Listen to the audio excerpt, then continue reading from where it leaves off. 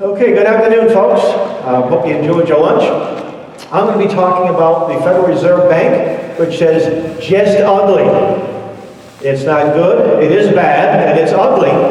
And most of my material comes from a book called The Creature from Jekyll Island by Edward Griffin. And I had the pleasure and honor to escort him through New England and New York back when his first book tour in 1994, I think. And I interviewed him on a cable TV station, and that interview is on YouTube, and various people have uploaded it. And I've read the book. It's about 600 pages long, and if you're a real serious student of it, I recommend it. There's another book, which I might mention, I think I have a picture of it. It's called Financial Terrorism, and the book came out a year before, much smaller pages, and I would kid the author. I said, we call it a wee drop of the creature. And I don't hear too many people laughing, but if you live up in New England and you have Irish extraction, you know what that means. I've had the blessing of understanding a little bit about the money issue as a young boy. I'm 60 years of age. My dad had a little small drugstore that I mentioned earlier, and I worked there since I was 8. And he had a great candy counter. You remember the 5-cent candy? The Welch's Fudge Bar and all that great stuff. And there was a movie theater a few doors down, so the kids would come in and buy the candy and give us silver dimes and silver quarters. See, this was late 60s, early 70s. You could still find a lot of silver coins and even half dollars and an occasional silver dollar that somebody might give you.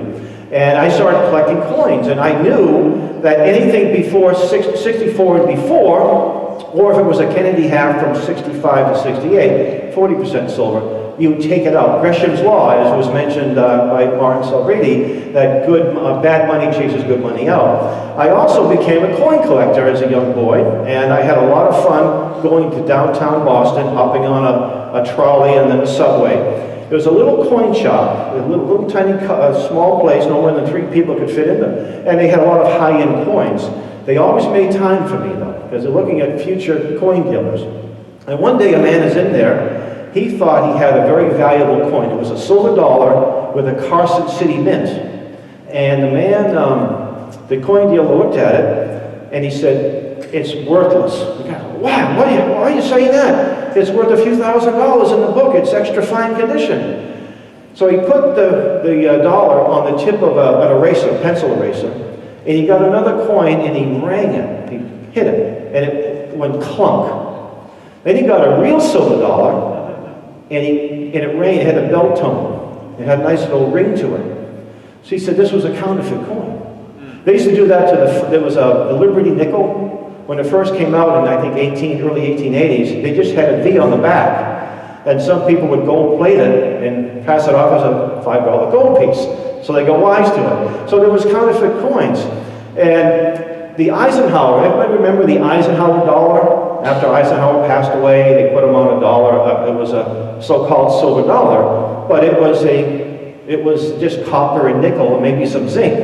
And you made the same clunky sound that Carson City counterfeit coin made.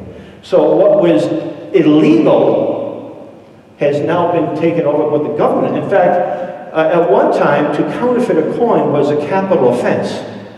And now the government is involved in capital offense. So, the Federal Reserve Bank, just ugly. And here is a picture of Jekyll Island, Georgia, where a meeting happened in November of 1910. Who has ever heard of the secret meeting at Jekyll Island? Okay, so you experts will probably take notes and tell me what I said wrong, right, and correct me, but that's okay, that's okay. Actually, who's been to this island? It's now a hotel resort, so some of you have been there. It was owned by J.P. Morgan, who was one of the most wealthiest men at the time. Okay, so the stated purpose of the creation of the Fed was to stabilize the economy and end bank runs. But the real goal was to end competition. It was John D. Rockefeller Sr. that said competition is a sin.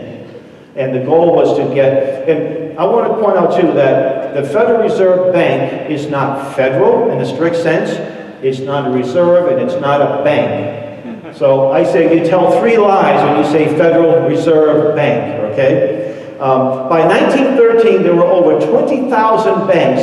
71% were non-national holdings, 50% of deposits. So they were a little concerned about this, right?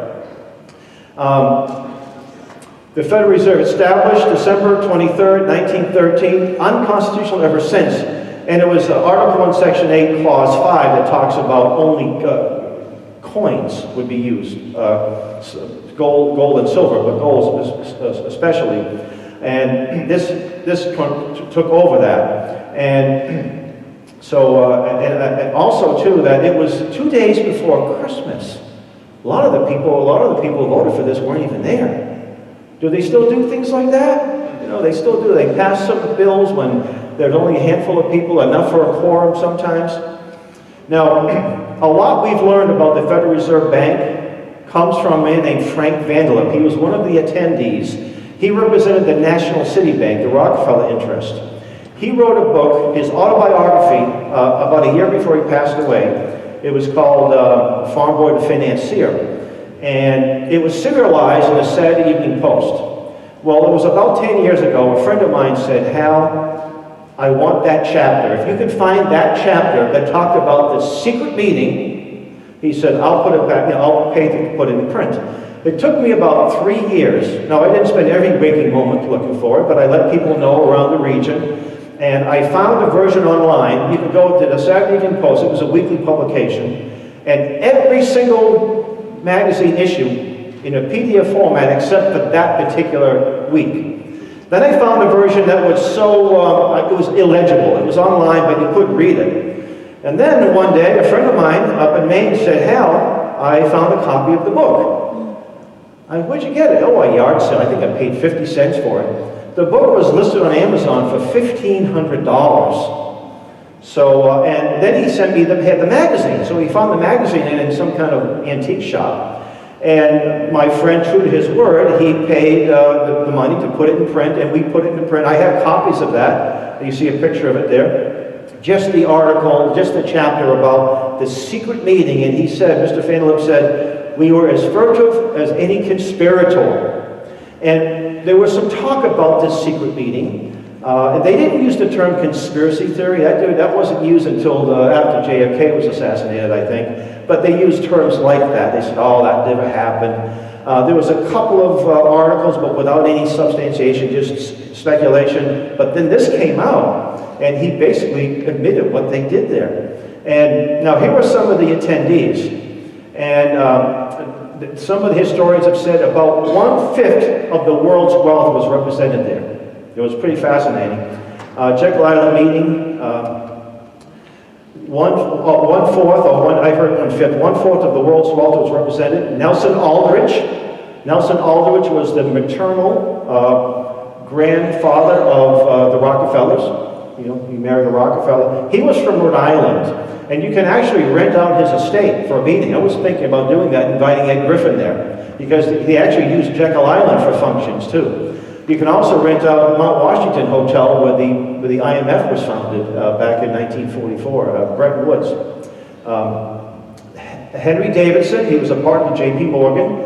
Charles Norton, he was the First National Bank. A. Piat Andrew, he was the Assistant Secretary of the Treasury. Benjamin Strong, J.P. Morgan, and he became the first head of the Fed. And also a man named Paul Warburg. Now, Paul Warburg was from Germany. And he became instrumental in the founding of the Fed. He was the character Daddy Warbucks. Remember the Little Wolf and Andy? And if you ever played the game on Monopoly, the little banker guy, that was Paul Warburg. It was supposed to be a caricature of Paul Warburg. Now, Paul Warburg was a multimillionaire. Now, $1 million was $1 million back in 1913 and 1910. It's, you know, when he worked for the Fed, he took a little paycheck. So I'm thinking, did he do it because he was just a great patriot? Or what about insider information? That could have been it. So it was quite an interesting event here. Now, Frank Vanderlip, as I mentioned, and he was represented the William Rockefeller interest. And what came out of that was the Aldrich plan. Aldrich was a Republican. And by the way, in those days, there was a lot of Republican so-called progressives. They were people leftists. I hate the word progressive because socialism isn't progressive, it's retrogressive. But another word they steal. Howard Taft had been president, was president at the time, and he was against the Federal Reserve Bank. Even though he was somewhat of a left-leaning progressive, he was against the bank.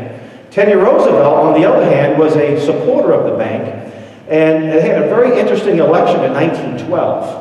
1912, Taft ran against Wilson, who was a big supporter of the bank.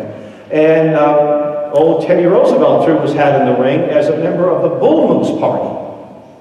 And his campaign manager was a man named Raymond Roberts. Roberts later went to the Soviet Union and helped bankroll the Bolshevik Revolution, and that's another topic for another time. But definitely worth. In fact, it's mentioned in the book Creature from Jekyll Island. And so Teddy Roosevelt, no doubt, took away a lot of delegates, a lot of votes away from Taft, and Wilson won. Wilson, who was a Democrat, he was also very sympathetic to the Ku Klux Klan, another topic for another time. And it became reality. Now here's a man, Colonel Edward Mandell House. Colonel House was Wilson's Kissinger, but he wasn't known outside of the intimate circles. He lived in the White House, and in 1912 he wrote a novel called Philip Drew Administrator, where he was talking about a communist America. Franklin Roosevelt was given a copy of that by his mother. And the term, the fireside chats they used to have, it came out of this book here. But this guy, Edward Mandell House, was one of the key persons involved in the creation of the Federal Reserve Bank and the founding of the Council on Foreign Relations. And he was living in Magnolia, Massachusetts, which is where, in Gloucester. He was actually originally from Texas. He was on his deathbed when Franklin Roosevelt got the nomination in Chicago, and old Frank Roosevelt went to see him and say, basically, we're back in business. I got the nomination. Here we have, so the Aldrich Plan was rejected because it was considered Republican. So it didn't, it was the Republican, it was a banker bill.